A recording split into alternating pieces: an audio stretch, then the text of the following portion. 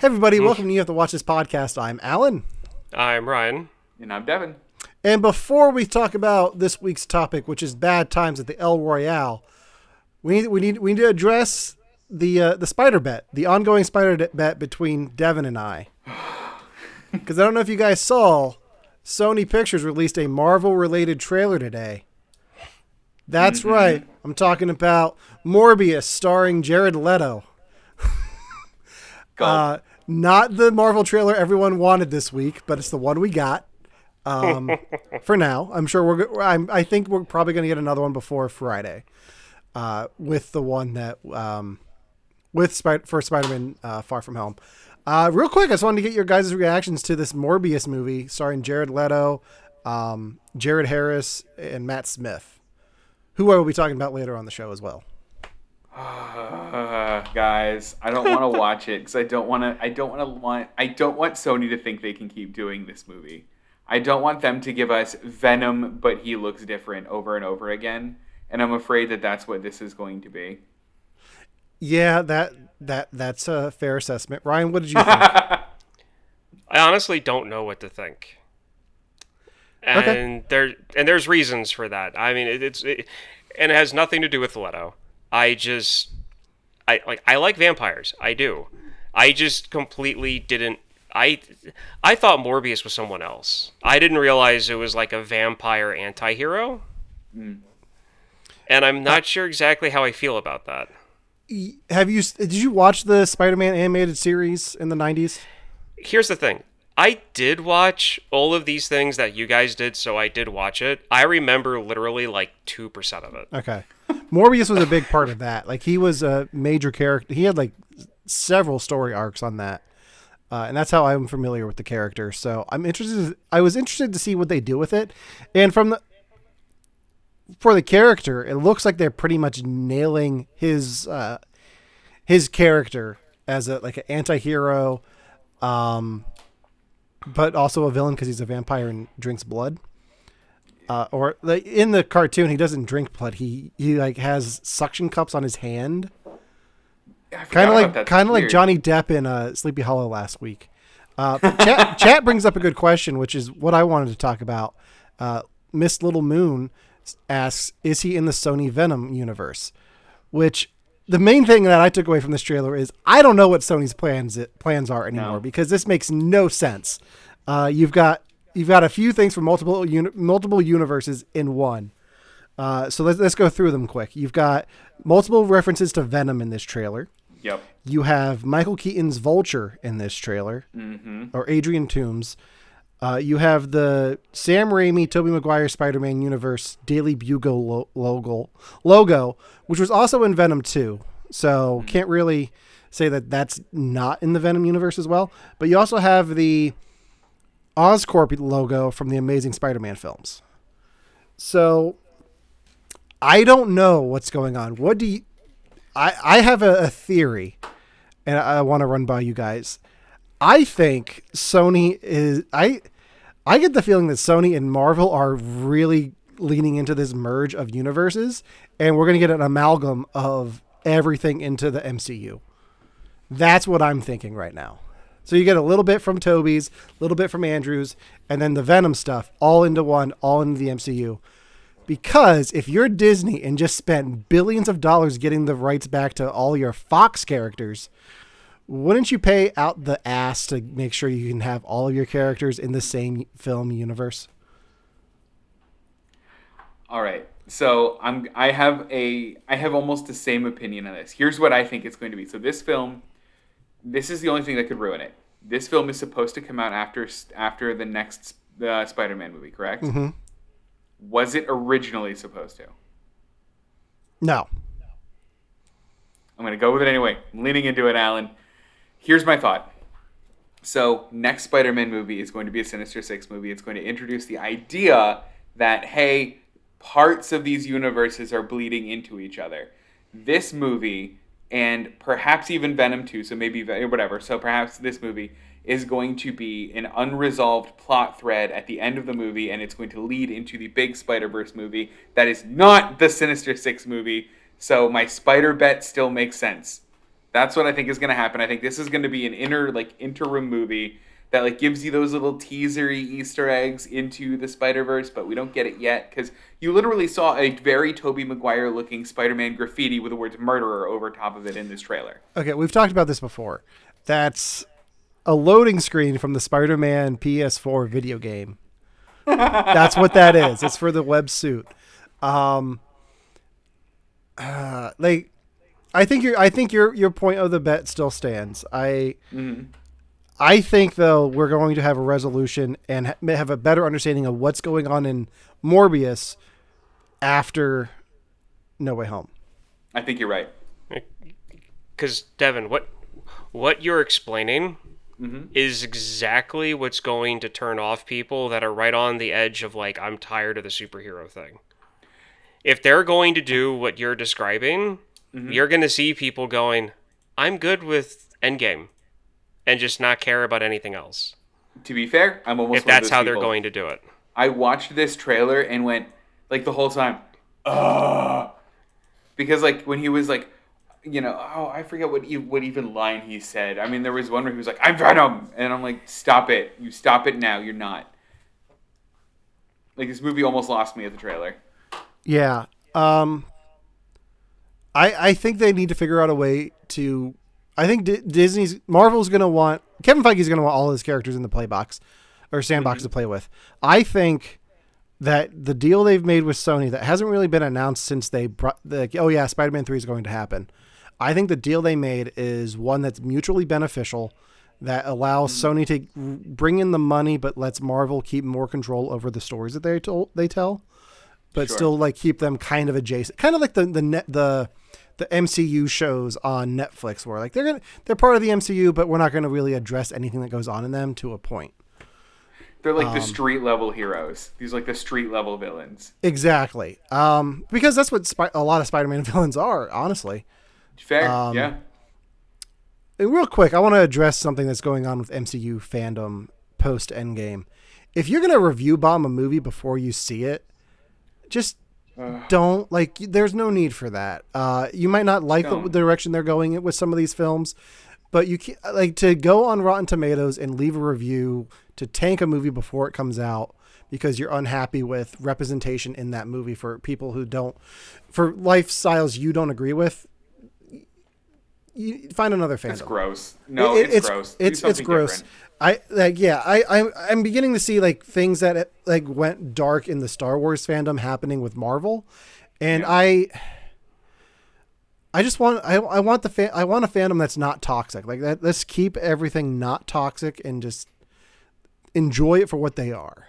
Just because Stan's gone doesn't mean we can be nasty about this stuff. Marvel was always about progression, and like if you look at the X-Men as a allegory for civil rights, like it's always been that way. Like it's always been to make progress, and I think review bombing the Eternals is childish. It's childish. Yeah. It's not going to help anyone. And if you're tired of people calling you out saying that you're part of a toxic fan base, there's a very easy way of not having that happen, and that is to not change your opinion, because I know you're not going to, but just don't review bomb. Right. And nobody's going to call you out for it. You can have your opinion. People can disagree with you, and that's fine. That's the way it should be. But as soon as you start review bombing, that's when people are going to call you. Yeah. Gross. Stop it. That being said, let's get into our we watched this segment. I'm just remembering now I never reshared the video after we went live again. Oh no. I put it to some places. So. Well, you did. That doesn't mean I did. I know. I'm just saying. Let's get into what we watched this week. Ryan, I know you usually don't have anything. You got anything this week? I normally don't. I do. And it's from a movie series that I absolutely can't stand. So this is really surprising of me. Tell us all about it. Paranormal Activity, a Next of Kin. I have no idea if it's a prequel, if it's a sequel, where it is in the storyline. Somebody from the fandom of Paranormal Activity can tell me. I came home from work and Kristen was watching it, and I caught most of it. The first half of it, I was rolling my eyes. There's this girl. She's she has no parents. She was given up. She takes an ancestry test, somehow runs into someone that she meets based off that ancestry test, ends up going in the middle of Amish country, and winds up living with a bunch of Satan-worshipping Amish people. And from there, it took off and got actually really interesting.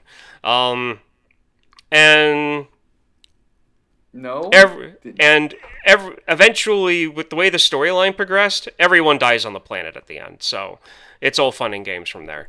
Everyone on the planet dies? The creature that they unleashed, the demon thing that they accidentally freed. They pretty much leave it that they failed and everyone on the planet's dead. If this was Wayne's World, somebody looked at the camera and said, "Quick, let's do the Cabin in the Woods ending and just ended all of humanity." Pretty much. So I definitely rate the first half of the movie maybe like a 4 or 5. But from the middle point onward, I would give it probably maybe a 7.5, because it's a very cool premise and it's a very cool idea, especially with the whole relationship that she has with the family that they end up staying with. Their relationship, out of the ballpark. They nailed that. That was very interesting. The demon that they picked for them to be messing with, also very, very, very cool. Some of the deaths in this, very nicely done. But other than that, it's just a normal paranormal activity type movie. And so is it a found footage movie? Yeah, unfortunately, yes. That's one of the big negatives that I really don't like about it. It's all from the perspective of handheld cameras, to the point where when the handheld camera because the girl's friends decide to make it a documentary of her trying to find her family. And so a lot of the footage is from those cameras and them putting the camera down and them having their conversation. And then at one point, there's no more camera and there's police officers involved. So the camera angle goes from being like a camcorder to the chest camera that cops body wear. Cams. Okay. Sure. The body cams. All so, right. I mean, it's one of those things where I really don't like that style of movie anymore. Mm-hmm. But the story definitely made it up for me towards the at that halfway point where I was like, wow, this is okay, good, I'm sold. I'll watch to the end. It got a little bit better for you. Yeah, because I normally can't stand these paranormal activity movies. They drive me nuts. I mean, it's a shame, but I definitely understand. I don't know that I would ever watch this one. I'm about over with found footage, and the Paranormal Activity series is something that I thought was funny at first, and now it's completely overstayed its welcome. Have I ever told you guys my introduction to the Paranormal Activity franchise? No. Okay. We're going to go back to college for a moment here. Yes. So there was a moment before the first Paranormal Activity came out where you could find it online because it was released a few years beforehand at a few festivals. So it was making its rounds around the internet. So one evening I'm in my dorm room alone doing homework, and through the wall of my dorm, I hear my neighbor freaking out. And my neighbor was thank you so much. I ordered a water and it came. Remember to tip your waitresses. So my neighbor, who by all accounts was a complete stoner, is freaking out at something. So I go over and are you okay? He's sitting at his desk, with his laptop shut. He's like, dude, I just watched the most terrifying movie ever. And I was like, what? And he told me about it. I'm like, what was this? He's like, it's called Paranormal Activity. And I was like, okay. Send me the link. So I watched it that night and I was like, this isn't that great. I like the ending of that version a lot more than whatever the theatrical version was. That was when she died, right? Yeah, she dies at the end of of that one, instead of attacking the camera for one last jump scare. So that was my introduction to Paranormal Activity. And whenever I think of those movies, that's what I think of, is that story. I have another story for another horror film from that period of time, but you have to find a way to bring up Human Centipede naturally for me to tell you that story. Guess what you're watching next? Yeah, so, I mean, if you can suffer through the first half, or basically, I gave you the summary of what the first half is. So, so just fast forward it and start it when, start it when she finds something she shouldn't have found. All right. In an Amish house. Good. We got to move on from Paranormal Activity. So, Devin, did you see any movies this week? No, I didn't see any movies, but I saw something close. How so? Tell me more. I saw a musical adaptation of a movie that I hold oh so near and dear to my heart. Back to the Future. Why is that not on your walls? Because I don't know that we're framing this. Okay. This is the gigantic cast book. It is absolutely wonderful. So yeah, I saw on the West End, I saw Back to the Future, the musical, with people that you might know, or person that you might know. So the big one is Roger Bart. I don't know if you guys recognize him, but he plays Carmen Gia in The Producers. That one, yeah. He's him. He's Doc Brown. He's Doc Brown? He's Doc Brown. Oh, I'm downloading that soundtrack now. I didn't know he was Doc Brown. That is fantastic. On Spotify, which is a shame because I think West End's like the test market before it goes to Broadway if it decides to. Theater was packed when I saw it. It has every right to make itself go to Broadway. It is phenomenal, especially if you love the movie. I want to give special props to what's his name, Hugh Coles, who plays George McFly. Okay. Freaking pitch perfect George McFly. He's got the wavy arm thing going, and he's got the kind of laugh that he does in. Oh my god, it's so perfect. Like, the musical's fun, the songs are funny. It's adapted for the stage in a very clever way because there are a lot of like car chase sequences and like things in the original film that like you can't really translate to stage and have it look good. Yeah. The absolute standout of this whole thing though is the car. Car is phenomenal.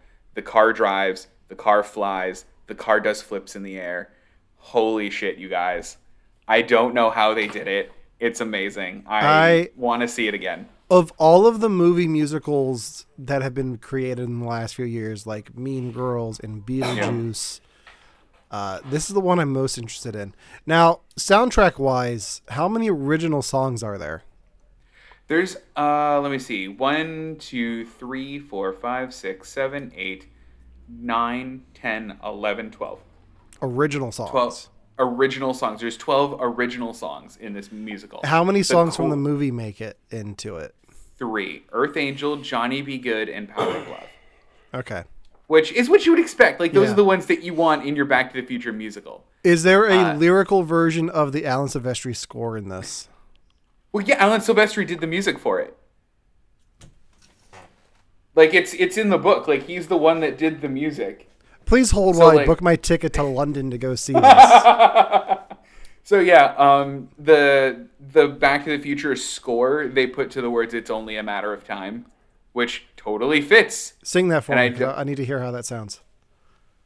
Something like it's. I'm not going to be able to do it.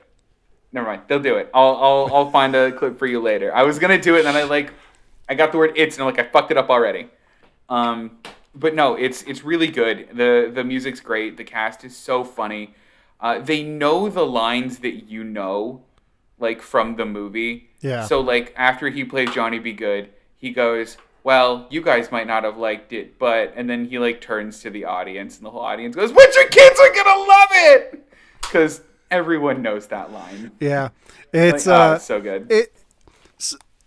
How does the Ronald Reagan line play for the British audience? Because there was something in our group chat that we talked about a few weeks ago where there's a line in Ted Lasso where Coach Beard does the Ronald Reagan, the actor, and somebody from Britain on Reddit was asking like, why is this? Why should this line be funny? I don't get it. No, that one landed. I don't know. Okay. I guess so. To be fair, the audience that we saw was like 50% people dressed up kind of like me in something relatively nice for a Sunday matinee show, and it was 50% people dressed up in orange jumpers, or like those like orange things that Marty McFly wears. So people were either cosplaying as Marty McFly, cosplaying as Doc Brown, or like Romana was. She had a Back to the Future like graphic tee on. Like it's all like, even when you walk in, they make the entrance to the theater like Hill Valley. Like you get your concessions from the diner. Mayor Gordy Wilson has a sign up in the lobby. It's just, it's what I want, guys. Mayor, I could be That's mayor. a big part of it. It's he has his own song. That's great. It's just the casting is perfect. The costumes are wonderful. And again, the line, they know the lines you think are funny. So like the 1.21 gigawatts, like they make a bigger deal out of that line because they know everyone knows it's coming. Just the fact, like, I really want to see Roger Bart in this. Like that's if we never get Back to the Future reboot, which God forbid that would ever happen. Like I don't want that to happen. But maybe a film adaptation of the musical could happen. That would be great, actually. I'm okay with those kind of reboots, like telling the story from a different way with music. Like I think would be pretty cool.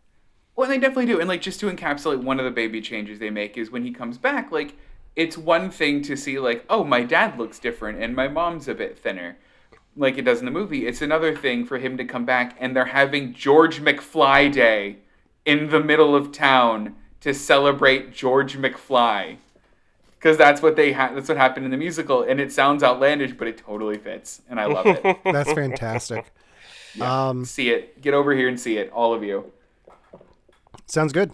Or you can bring it to us. Like just bring it over to Broadway. We'll see it then. I'll try. I think Ramon and I are going to see it 8 more times before the year's over. So at that point, you're a producer of the show. Exactly. Yeah. And we have a fun announcement concerning musicals for the end of the show. So make sure to stay tuned for that. Yeah. All right. So I saw a thing too. I made the trips to one of our local cineplexes that just reopened, completely remodeled after COVID. And that I saw last night in Soho, the new Edgar Wright film starring Anya Taylor-Joy. You could have gone and seen this too. You decided to go to Back to the Future. So this stars Anya Taylor-Joy, Thompson McKenzie, and Matt Smith. So this film is very Edgar Wright. Yes. And then takes a weird turn that I wasn't really expecting, but I wasn't completely thrown off by. So the film deals a bit with time travel and like past lives type thing. So Thompson McKenzie gets this apartment, and every night when she goes to sleep, she's living this life of this woman named Sandy. And Sandy lives in the 1960s and is a lounge singer and is going to clubs every night. And like you get to see her life through, like, it does a really cool thing where you can see, like, they keep interchanging between them with reflections and camera angles. It's really well done. And the cinematography in here is fantastic. The visual effects are wonderful. The soundtrack, it does what Edgar Wright does best. And everything is queued up to the music. Like, so the apartment she has is right next to a French bistro that has bistro, but the letters are red, white, and blue. So like it's changing the light of her room, but to the beat of the music. Oh my gosh. Which was one of the best moments of the film for me. And then the film takes a turn into like a horror genre, which isn't my biggest thing, but I saw this the day after Halloween. So I was like, okay, like I'm all for it. Like I really enjoyed this. If you like Edgar Wright, I think this might catch you off guard, but it's very well done. I can't wait to see it. I mean, because it's my favorite director. I saw the trailer, absolutely love the trailer. I don't know that it's getting a lot of attention over here. I don't hear many people talking about it. I've heard, from what I've seen, it's getting some flack over there because for how they portray Soho. Really? Is it Yeah. like Soho here? Yeah. Okay. So the movie's London as hell, especially in the 1960s. So I think you'd really enjoy that aspect. I think part of what a little bit of the backlash is you're going through this college freshman's journey, going from a country mouse to the city, and people her cab driver is just a pig, and makes comments to her where she just gets out of the car. And so there's a lot of stuff like that, and seeing her journey and then Sandy's journey in the 60s, and just, it doesn't portray the people of that area in a great light, but to tell the story they're trying to tell, I think is not just about that area, but more universal. Sure. And about how women are treated. And I think it does a good job of that. But I think that's what I've seen is people are upset. Soho's not like that. So I don't want to plant any weird flags in the ground here, but I've lived in a couple of cities now. I've never seen Romana get catcalled before. I've seen her get catcalled 5 times in London. We'll just be walking along and someone's like, "Hey, baby, give us a smile." And I'm like, why? Why would you? What would that do for anyone? Stop it. Yeah. So, it's not that it happens all the time, but I've never seen it before until I moved here. And maybe we're just running into the wrong kinds of people who aren't representative of Soho, and that's fine. But also, the people definitely exist here. Okay. Yeah. You have the poll back up. I didn't do that. It did that itself. Good. Vote in the poll. Who's going to be right? Yeah. So if you're watching, go ahead and comment !Alan if you think that I'm going to win the spider bet and Toby and Andrew will show up at the end of No Way Home, or !Devin if you think they won't. It's this one. And I'm not going to try to sway the voters by calling them good looking like somebody did yesterday. It worked, dang it. It was your sister in Chad. But it still worked. All right, so let's move on to today's main topic. Maybe I will say that the voters are good looking because, yeah. Moving on to today's main topic, Bad Times at the El Royale. This was my pick for the guys to watch, and neither of them have had heard of the movie beforehand. So let me tell you a little bit about it. Now that I've got my Jon Hamm wardrobe on, Don Draper, but with color. It's working. It's working. That's pretty much what he's wearing in the movie. So, in the early 1970s, 4 strangers check into the El Royale Hotel. Say that 5 times fast. The hotel is deserted, staffed by a single desk clerk, and some of the new guests' reasons for being there are less than innocent, and some are not who they appear to be. So the El Royale itself it sits on the border of California and Nevada. So half of the hotel you can drink in, and the other half you can't.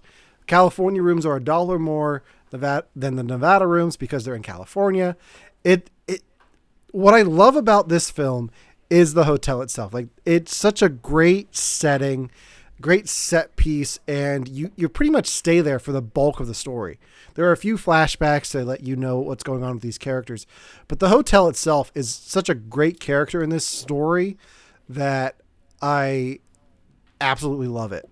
Let me go through the cast here real quick. We got Jeff Bridges, Cynthia Erivo, Dakota Johnson, Jon Hamm, Chris Hemsworth, Lewis Pullman, and that's pretty much it. Those are the big ones.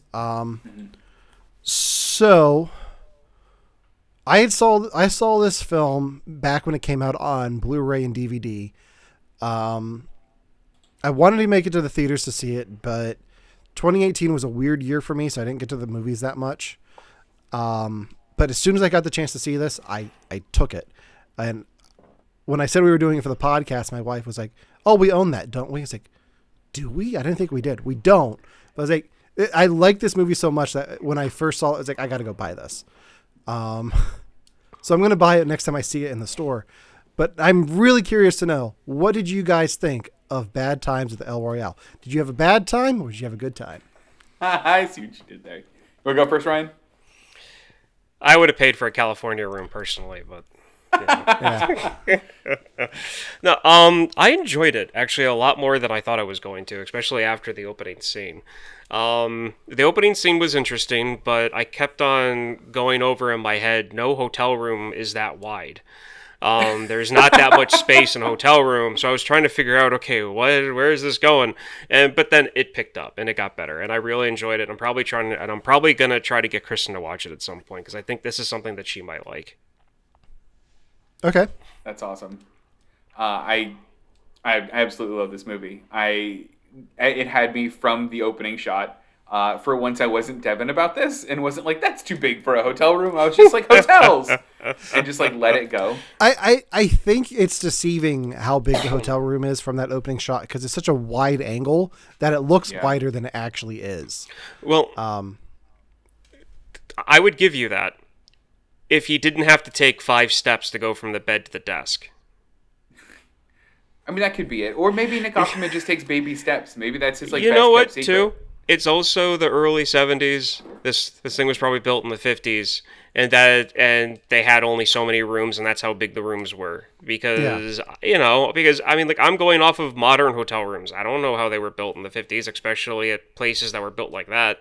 So I mean, it is what it is. I just thought it was funny. And I'm pretty sure he was on the California side, so it could have been a bigger room too. Bigger, yeah. That extra $1. But this is, for me, really though, this is one of those movies that I feel like justifies this is gonna sound weird, justifies the art of moviness. Like, I don't think that this would have been better as a book. I don't think this would have been better as anything else but a movie. I think that it was told using the medium that it had to be told in the best possible way. There is a term for that you were looking for. Is it movie? It's cinema.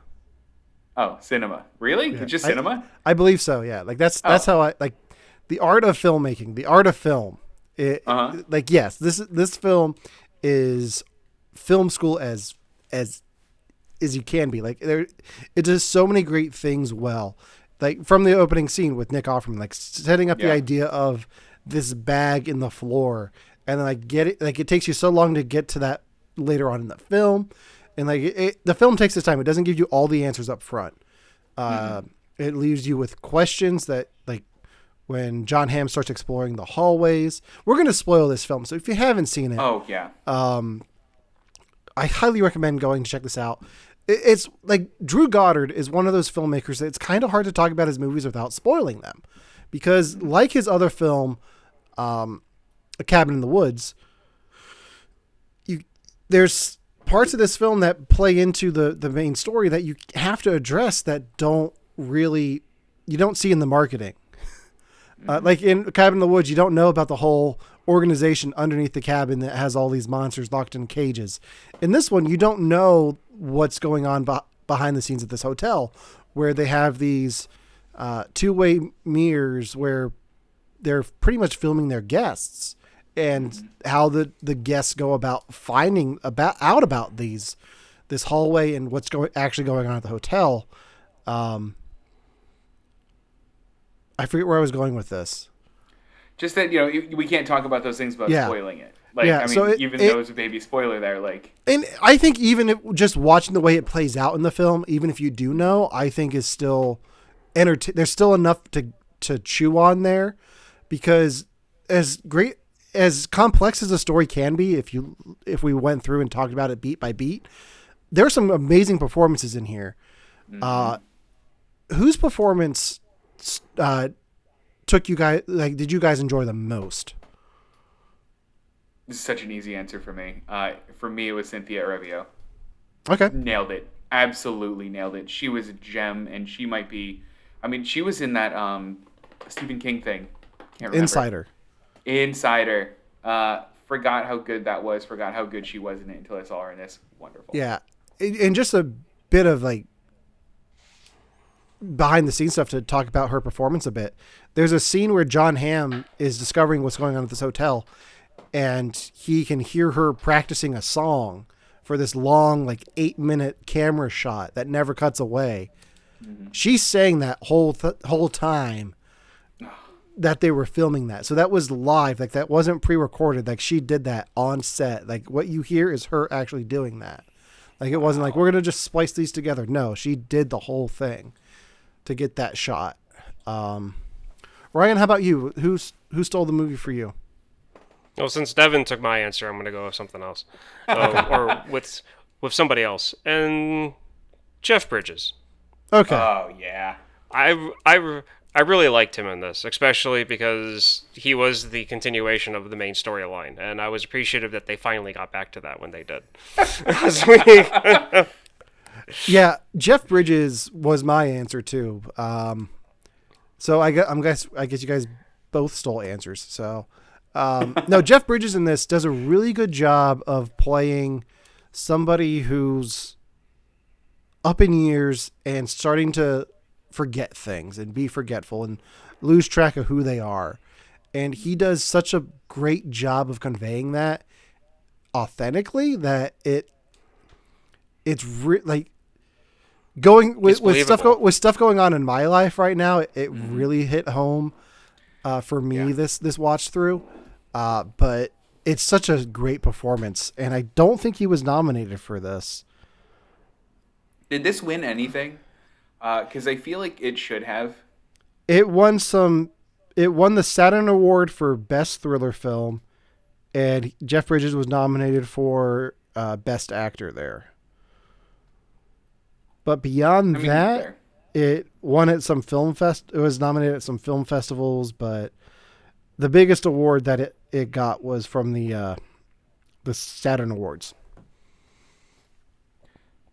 Okay, I'm disappointed, but I guess I can see it. Well, the Academy doesn't really like to pay attention to thrillers or horror films at all, so it's not surprising to me that this wasn't nominated. But I agree. Like, he should have been nominated for this performance. It's Jeff Bridges. Like, if Meryl Streep can get nominated for Ricky and the Flash, like, why can't he get nominated for this? Like, you know what? Good call. Good call there. Yeah. What other podcast is throwing shade at Meryl Streep? Let us know in the comments.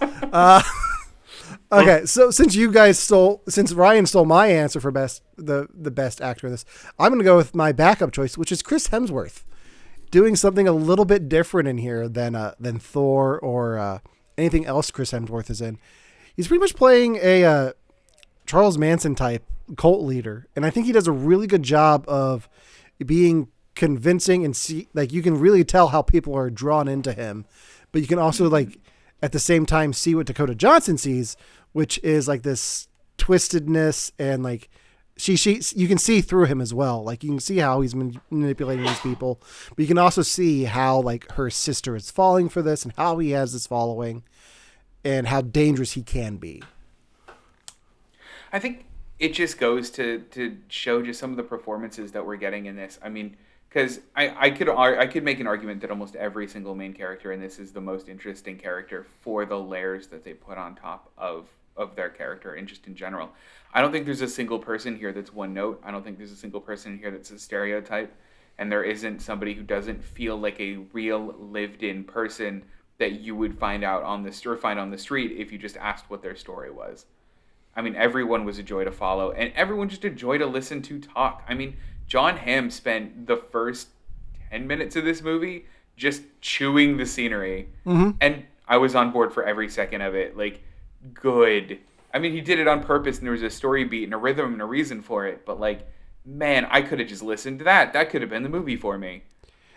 Yeah, Jon Hamm's one of those actors that anytime he shows up in something, it's like, okay, this is going to be good. I don't know, like, the rest of the movie might not be great, but Jon Hamm in this is going to be fantastic. Yeah, I really enjoyed that opening like monologue that he gives, like when everyone's checking into the hotel. Yeah, so the thing with Chris Hemsworth playing like the Charlie Manson character, to me, I couldn't help it. I was like, oh, he's playing Loki. Did you think so?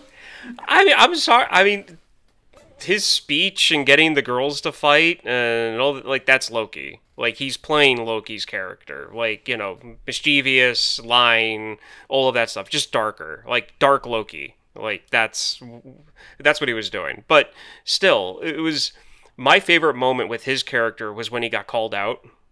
Yeah. Oh yeah.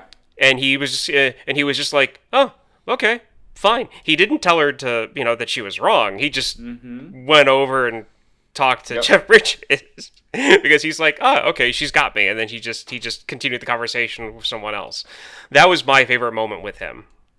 Well, I mean, it's him ignoring the things that challenge him, like he had done, is the central tenet of his cult. Like that was a microcosm of his bigger belief, which is just so clever to pack into a little character moment like that. Like this movie's so good. Alan, why did you hide it from me for so long? Well, so part of the reason I picked it for this week is because of the last Night in Soho, because I keep getting the two of them confused by titles. Because title-wise, they both, like, Last Night, Bad Time, like, I don't know why, but they're close. They kind of have a similar feel. If you enjoyed this, I think you're going to enjoy... I'm going to go on a limb and say this. If you like this, you're going to love Last Night in Soho, Devin. Ryan, I'm not so sure. You might enjoy it, but maybe not as much as you enjoyed this. Well, I can definitely say that when it comes to Last Night in Soho, I really like that one actress that's in it. The one that plays the 60s Sandy. Mm-hmm. I really like her acting, so I probably will. But speaking of actors, though. Yes. Jon Hamm. I know you guys talked about him, but I wanted to get to Chris Hemsworth, and now I'm going to bring it back to Jon Hamm. Yeah. And I always mention this whenever we talk about him. He is the most famous Cardinals fan in Hollywood, and I absolutely in love whenever I see him in anything. So there we go. And I love the CIA aspect of him, like how he just rips apart the room to find the mics, and that was honestly probably my favorite part of this movie, was him ripping the room apart, looking for each side of the mic setup. Yeah.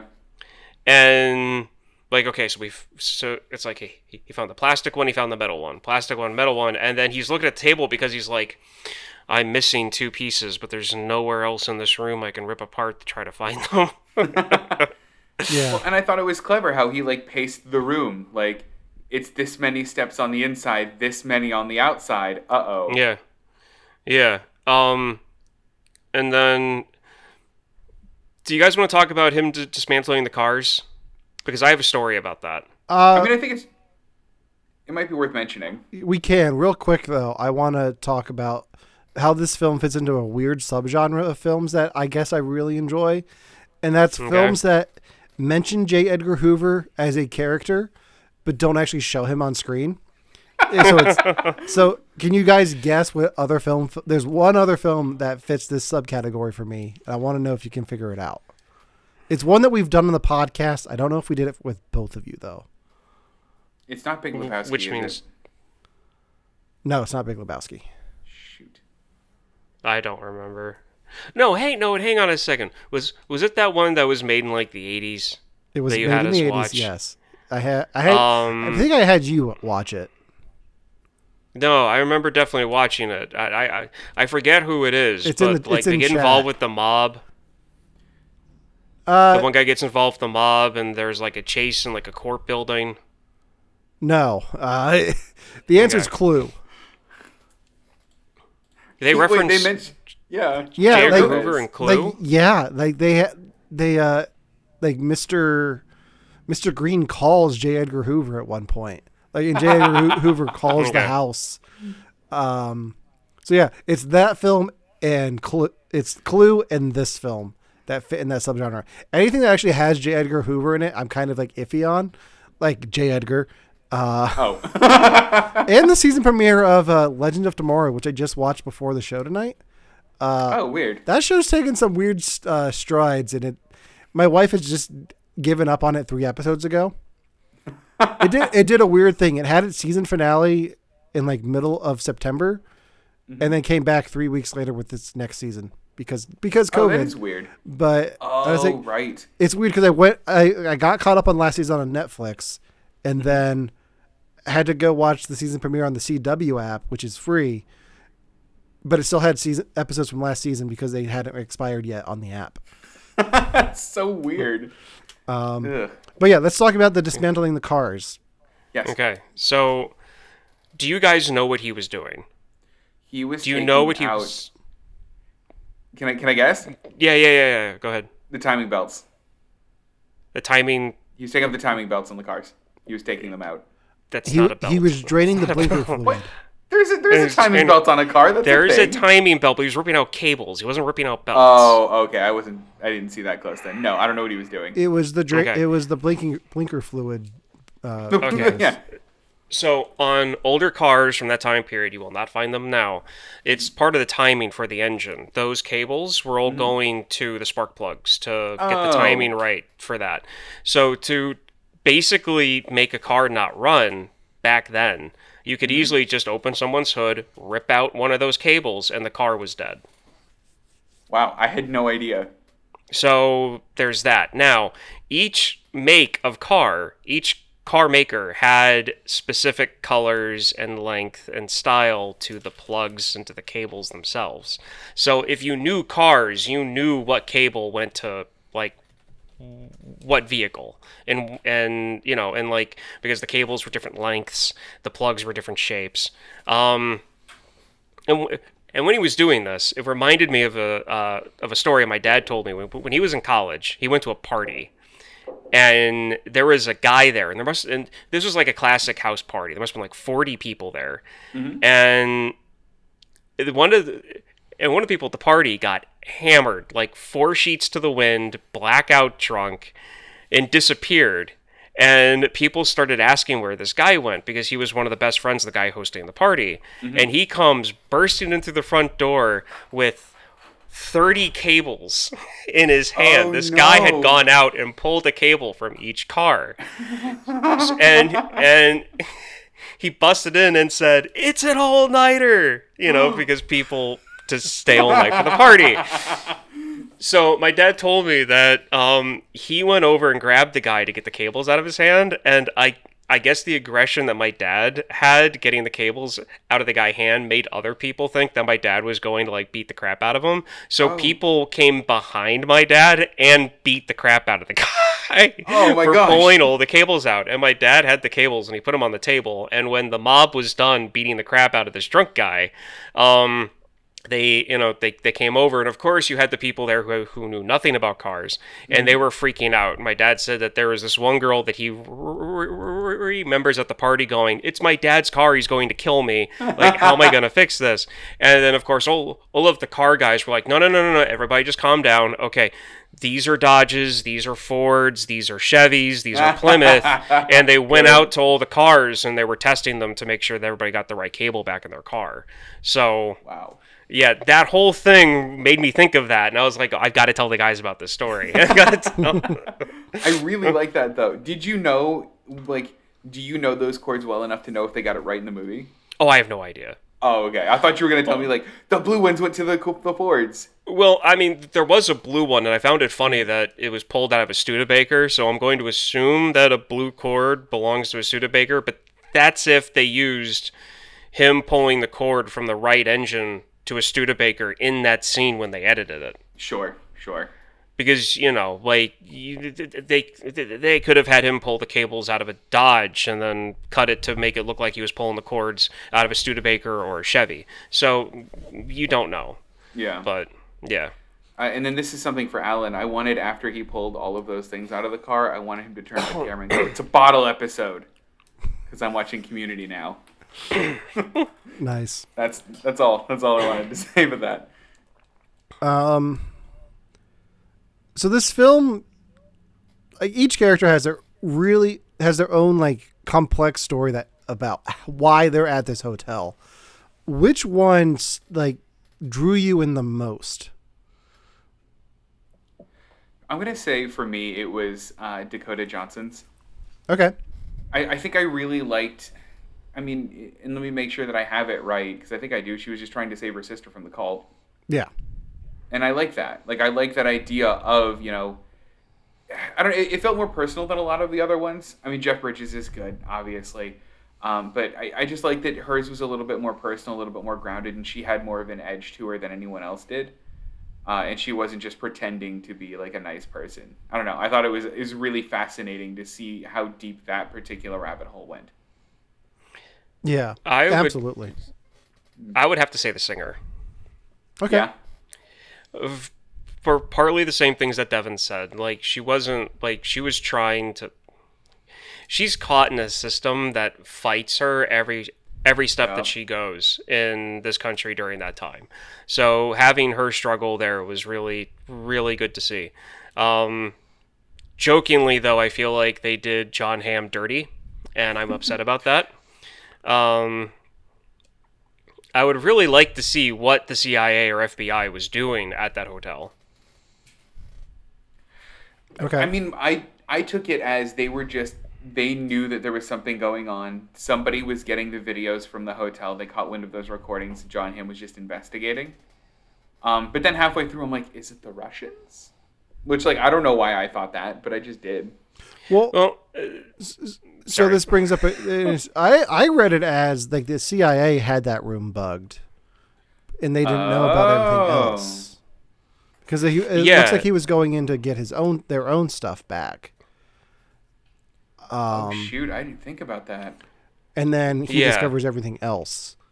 But him finding the actual recording stuff for the hotel leads to this roll of film, like this canister of film of a significant political person who at this point had passed away. Who do you guys think was on that tape? So they never say. They never say what role that person was. It was just, they mention a senator once, not that one, but they mention a senator. But they never mention exactly what job or why the person was famous on the film. Yeah. And this is the early 70s, so there were a handful of people in the 60s that died. Yes. That were famous, and was a Chris Hemsworth character says that a person's memory means a lot. Mm-hmm. Yeah. And so I don't think, and this might be worst case scenario, but what person, very popular, very influential person who died in the 60s, could they be talking about who was not political? Well, who was not involved in U.S. government as an actual employee? See, because I went straight to the government. Yeah, no, I went straight to a civil rights leader. You see, that's one of the ones I'm thinking of too. Interesting. But I would argue to say that is political. No, it could. No. I mean, it is, but he wasn't involved with the government. Like let's put the name out there. That's what I'm trying to say. Let's put the name out there. Yeah. Martin Luther King. Yeah, Martin Luther King Jr. Martin Luther King Jr. Yeah. Like that's one that's out there. Like I think they kind of make you want to think it's Kennedy. That's what I thought. Yeah. One of the Kennedys. It doesn't matter which one. Right. But all three kind of fit. And I really can't think of anyone else in the 60s who passed away because Elvis died in the 70s, so he'd still be around. Rockefeller died in the 60s. Rockefeller's a building. It's more of a coin flip between John Kennedy and King. Yeah. Like that's really what it is. And it was what I meant before about like I was trying to stay away from like, you know, it's like somebody who wasn't the president or someone who wasn't running for president. Like that's what I was trying to get to without saying it. Yeah. I don't know why without saying it outright, but Buddy Holly. Buddy Holly. Yeah. I mean, he died in a plane crash though. I mean, you know. Clark Gable? Devin, really? What's wrong with Clark Gable? Nothing's wrong with Clark Gable, but this level, I mean, okay, so the reason why I was going straight to Martin Luther King was partly Jeff Bridges' character's reaction and partly the cult leader's reaction. because I have a feeling that you're talking about a person who would put the same type of like awe into both of them. Mm-hmm. And to be honest, this whole idea that everybody in this country was devastated by the Kennedy assassination is just wishful thinking. Mm-hmm. There were a lot of people in this country that were, oh man, the president got killed, but there were a lot of people in this country that were like, oh wow, that sucks, let's move on. Sure. At that time period. Martin Luther King, that's a little different. Yeah. All right. I feel like yeah. we're straying away from the movie a bit too much. I don't want to stream. It is. I just don't want the FBI to flag our show. So this brings up a part that I think is interesting about the movie, where I got two very specific, very conflicting director styles in this movie. I got Wes Anderson meets Quentin Tarantino. And specifically with the film, it reminded me a bit of the briefcase that they carry around in Pulp Fiction, where like you kind of are told what's in the briefcase, but you're not told what's in the briefcase, but you know, but you don't. I got that same kind of vibe with the film. Pause. What do you think's in the briefcase in Pulp Fiction? I think it's a soul. I think it's a genuine human soul. I don't think it takes place on this earth. Okay. What do you think? I agree with that camp. I've seen Pulp Fiction once in a car. So, I think it's a first edition gold-plated micro machine. I love it. And I'm clipping that for TikTok. No, I agree. I think the reel of film and the suitcase in Pulp Fiction play the same role. It's a MacGuffin, but you don't really need to know what it like. No one's really after it, but it's important. Like it's valuable, and it pulls weight in the story. Because pretty much Jon Hamm dies for it. Because like if he had listened, he would have. If you listened to his boss, he wouldn't have died. But no, I completely agree. Like the suitcase thing. Absolutely. Yeah, I did. Okay, so was I the only one that got Wes Anderson vibes from the first part of it, especially when Jon Hamm was like, "Do the thing," and then the guy would like very carefully lift up the desk, open the drawer the same way, come out and go, "The El Royale Hotel, Stratos, Nevada," and like he gave that like same speech with the same level of passion every time. Like that felt very Grand Budapest Hotel for me, and I was just charmed by it. I guess that would count. I've only seen like 2 Wes Anderson films, so I can't really say. I would say the opening scene with Nick Offerman is definitely something that I would see. Just the way like the static camera, and just like the time jumps in that. Which I think they just said, hey Nick, we need this set built, and then we need you to do this. Can you do this? Like, absolutely. Hold my beer. And then just did the whole thing. He just does it. And then like, okay, we need you to do that again so we can film it. Yeah, I can see that. I would say that everything on the outside, so the parking lot, the phone booth, and everything in the lobby of the hotel was shot like Wes Anderson. Everything that had to do with the hotel rooms and the back hallway was shot like Tarantino.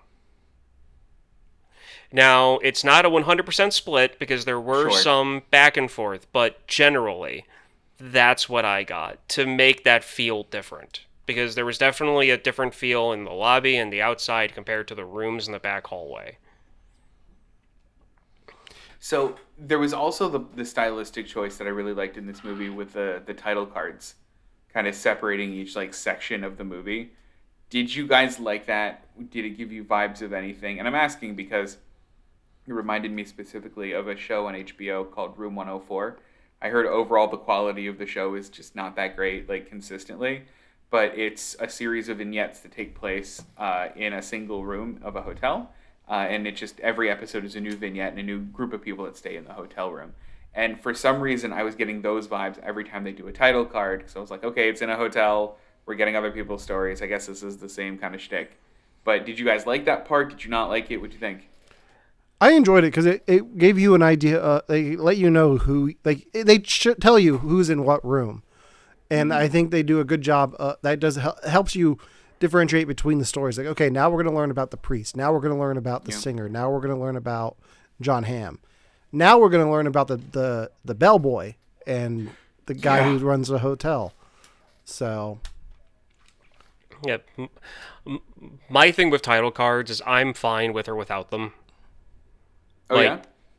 To me, if I see a title card in a movie, or if I see like a camera going in through a doorway from above or not, from my level, it's just a stylistic choice to me, and it's something that I can either take or leave it, because there's ways that they could have done it without the title cards that would have been fine, but for the style they were going for, it worked.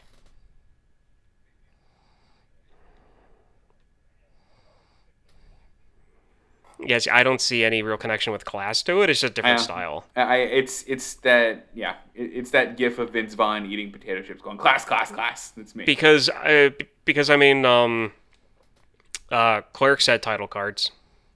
Yeah, the classiest movie, Clerks. Mm-hmm. Friend of the show, Kevin Smith, would disagree. Yes. Actually, I think even Kevin Smith would be like, that film's not classy. What the hell? Don't step in any classic movies going across the parking lot, Devin. I won't. Devin wasn't even supposed to be here today. So, two things I want to say before we wrap this up. Drew Goddard is one of my favorite filmmakers that hasn't done much, but like every time I see his name attached to something, I want to watch that. Like I don't care about anything else. Like I really want to watch that. And I want to talk a little bit about his work before Bad Times at El Royale. So he started off as a writer on Buffy and Angel. So he goes back to the Joss Whedon school of storytelling.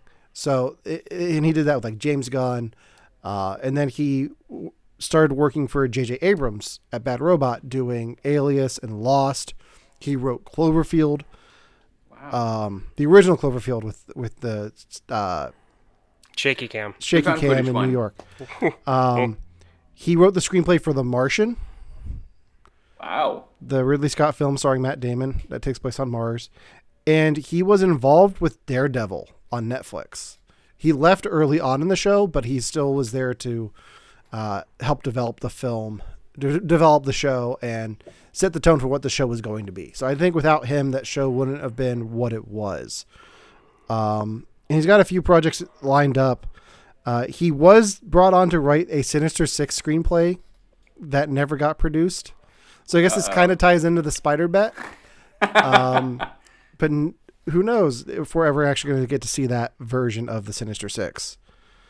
And the last thing I want to say before we wrap this up, I want to talk about the bellboy and his story, because it the first time you watch this, it kind of catches you off guard.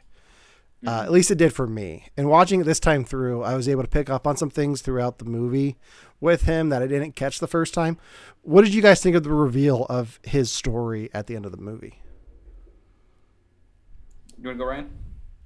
I loved it. It made sense. I mean, because like for him to run the hotel on his own, and especially when they did the reveal of like the back hallways and like he was the only one there, it was one of those things where it's like, this guy's a pro. He's a pro at something. He's regretting it, there's something along those lines. And I remember when they did that reveal and he's doing his thing, he's just popping people off left and right. I said out loud to myself, he's a cleaner. He's a cleaner. It completely caught me off guard. I didn't know that that's where they were going to go with it. I figured he was just like an...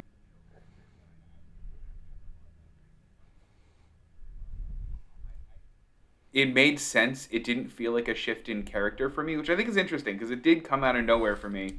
But I didn't look at it and go, no, not him. It like made sense. Were there like hints I missed? No, I think it makes sense because the whole time he's trying to confess something to the priest, and you don't know what it is. The film kind of throws you off guard, making you think it's his heroin use because you see him with a needle, at one point in his arm. But like the whole time he's like very eager to confess. Mm-hmm. And you don't know what that is until the end. And I think the film does such a great job of using his need to confess to convey like who that character is. Like he knows he's done wrong and he's scared about what's going to happen to him in the afterlife, because Catholics believe if you die and you don't repent, then and confess your sins, like you're going to hell. And he was terrified of that. Like he knows that he did wrong and he's trying to make sure he can get into heaven. And like, I think the film does such a great job at the end with him and Jeff Bridges' character addressing that it's one of the highlights of the film for me. Did you like that Jeff Bridges like became the priest that he was pretending to be at the end? Yeah, I did. Mm-hmm. Yeah. I like that he gives this kid his peace of mind so he can die peacefully without fear. Like he although it's brief, he has that one moment of, okay, I can let go now. Yeah. And I think the whole film builds to that. And it plays with the same theme that just about everybody has in this, or every character has, where it's the, who you are on the inside versus the you that you choose to show. I mean, it's most blatant with Jon Hamm, who's like, root tootin' Texan, and then he like goes into his hotel room and he's like talking completely different and has a different name. But I mean, it's a little more subtle with his character, with Jeff Bridges' character. I mean, like, I don't know, I love it. Like, I thought it was a really cool moment. I love the line Jon Hamm has on the phone with his daughter. He's like, "Wait, we don't say that part anymore?" Yeah. What do you mean it's too morbid? What? Okay, like I just love that banter. Where did you learn that word? Yeah, exactly. Yeah. It's a good father moment. And it says a lot about his relationship with his daughter, and like in such a small time. Yeah. Like, no, go ahead. No, you go ahead. I thought we were wrapping up, and I just had one little was, thing. yeah. That's Yeah. it. Oh, okay.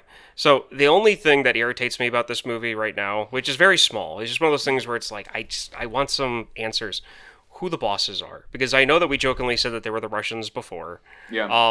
But it's one of those things where it's like, he went in to get the mics and the bugs. Hoover was... And one of the aspects that it might have been Kennedy is that Hoover hated Kennedy. And there's a whole thing about that. There's books written about that. There's documentaries about that. And that's where in this movie I can see people thinking it's Kennedy.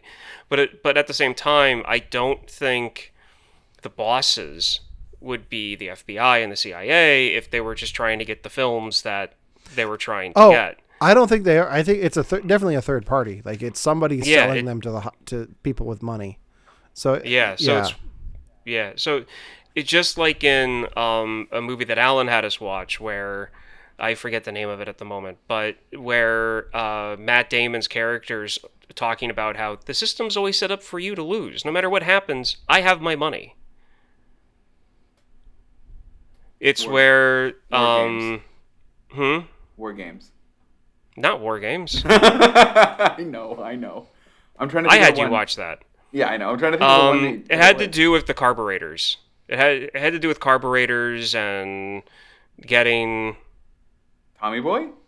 Not Tommy Boy. I mean, we did a podcast on this, guys. I'm not being silly about this anymore. That was a genuine attempt.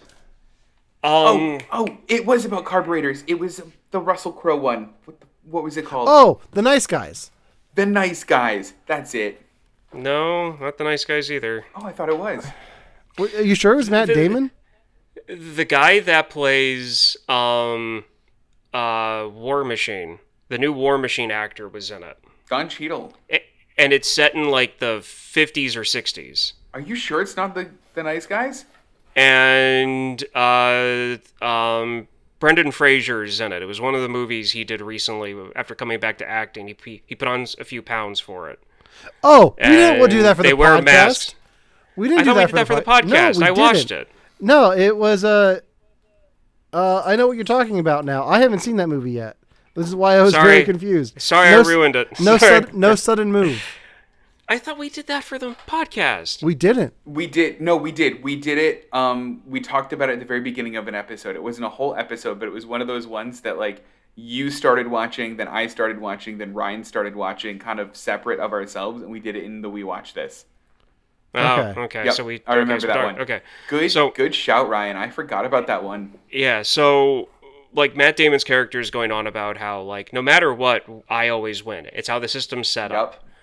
And so I really feel like that's probably the same deal. It's probably these, it's the mega rich, the people that can pretty much buy the FBI into doing what they want them to do. Yeah, I think you're exactly right. See, Matt Damon's not even billed in this movie. Oh, there he is. Uncredited. That's why I didn't know.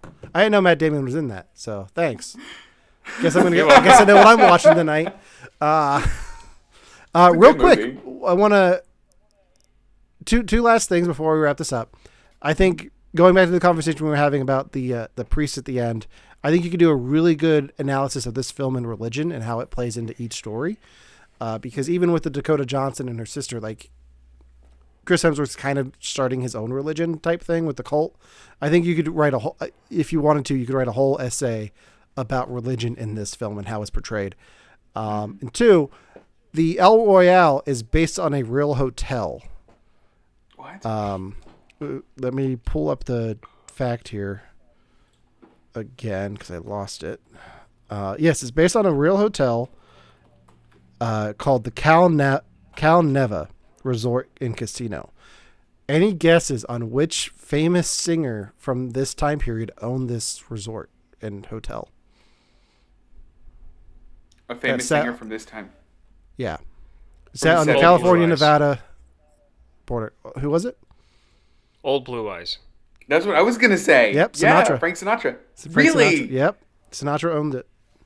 That's so anything that has to do with like hotel and hospitality in Nevada and California in the 60s and 70s, it's always Frank Sinatra. It's always Frank. So we're not going to speculate on anything Sinatra did behind the scenes at his hotel because... that could fill 5 books. Well, no, that could end badly with horse heads in beds. All right, I think that does it for our podcast on bad times at the El Royale. Devin, next week it is your pick. What do you have in store for us? I have an awesome one. Guys, I don't have one thing in store for us. I have 3 things in store for us. Triple feature? I think we're doing triple feature, guys. I think we're doing triple feature. Triple feature? Yeah. Triple feature? Yeah? Yeah. Ryan? Ryan? Triple feature? Yeah. Yeah! All right. Awesome. So Devin, what is your theme for your triple feature? So in honor of something that I had done and also something that's coming out very soon, I want to talk about movie musicals. I love movie musicals. I want to share my love of them with you through a movie that I'm not going to tell you my opinion on, but I want to hear your guys' thoughts on. So this is actually in line with something that's coming out. There's an Andrew Garfield movie coming out very soon that I think itself is a movie musical, but it's about the author of Rent, or the person who did the musical Boom. Rent. Tick, Tick, Boom, which is coming out when? Soon? Later this month. Yeah, it's coming later this month. It's got some weird release dates because of like theaters and then streaming on Netflix. So because of that, I heard that you guys hadn't actually seen Rent, which I feel like might be required watching if we're going to watch Tick, Tick, Boom. We're Spider-Man fans. I feel like Andrew Garfield will be doing something Spider-Man-y in this. Do we want to lump it into the Spider Bet? We're going to leave Tick, Tick, Boom and the Spider Bet separate. Good. But I'm sure by the time... hopefully by next week we'll have some more news on the Spider Bet. Good. But anyway, so my movie for you guys, or my choice for you guys for the movie musical that you guys should watch is Rent. Now, I don't think we should devote, and this is why I'm hoping to do a triple feature, I don't think we should devote an entire hour to Rent because it'll just be a Devin show. And I think we should devote a full 525,600 minutes to Rent. We sang that in choir, Alan. It hurts me still. Oh, I know. All right, so that's Devin's pick for the triple feature. Ryan, what do you got? Little wait, Shop no, of it's my turn. Horrors. Hold on. Okay, yeah. Little Shop of Horrors. I forgot I didn't check what order these were in. So yeah, doesn't matter. I can't wait. Ryan's pick is Little Shop of Horrors with Rick Moranis and Steve Martin. So I needed to save the episode. That's why I picked this. That's why I picked this one. how dare you? My pick is A Funny Thing Happened on the Way to the Forum. A musical that I know Ryan has never seen because I've been threatening him with it since the beginning of this show 5 years ago. My statement was towards Rent, not your movie. Oh, okay. Well, I was gonna say. So this is one that our high school did when we were in high school. Devin and I were in high school. So Devin and I have some fun insights into this one. Hold on. Ryan, do you know what my role in A Funny Thing Happened on the Way to the Forum was? I haven't even seen it, so I have no idea. Can you take a guess? It's a musical production. A tree, a brick. The bass clarinetist, Ryan. I was the bass clarinetist for this movie or musical. Okay, so you were the twig on the tree. Gotcha. Exactly. Yeah, I was hanging off the tree playing soulful, sad blues. Yeah. Ryan, you have an extra homework assignment for my pick next week, and that is figure out who I played in the musical. Okay. I was not in the pit band. I will tell you that. He wasn't the bass clarinetist. So, yeah. So join us next week for our musical triple feature. The following week, I believe we are doing a double feature. We are. Because we ain't afraid of no ghosts. And that's all I'll say about that until we figure out all the details. But until next time, make sure to follow us here on Twitch, like us on Facebook, follow us on Instagram. You can listen to You Have to Watch This podcast on all major podcasting platforms. You can also watch older episodes of the show on our YouTube channel. Link is in the chat here on Twitch. So until next time for You Have to Watch This podcast, I'm Alan. I'm Ryan. And I'm Devin. And we'll see you next time. Bye.